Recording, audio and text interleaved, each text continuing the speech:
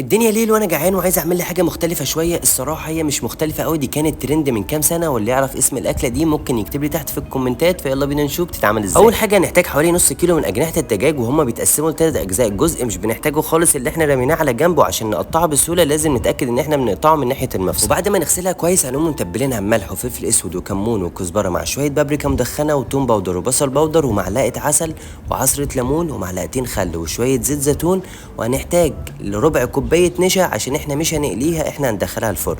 هنقوم مكسين كل حاجه مع بعض ومغطينها بورق الاسترتش وسايبينها في التلاجة من نص ساعه لساعتين عشان تشرب التتبيله. وبعد ساعتين في التلاجة هنقوم جايبين اي صينيه بتخش الفرن وحاطين طبق من ورقه الزبده ومدخلينها الفرن تلت ساعه على درجه حراره 130. واول ما تطلع هنقوم قلبنا على الوش التاني ومدخلينها تلت ساعه كمان. وعشان نعمل الصوص بتاعنا محتاجين حوالي 80 جرام من الزبده، عليهم كوبايه صوص حار مع معلقه سكر بني ومعلقه عسل ومعلقتين كاتشب مع رشه بابريكا. نقلب كل حاجه مع بعض وننزل عليه بالاجنحه بتاعتنا وبس كده. وكنت جاي اقول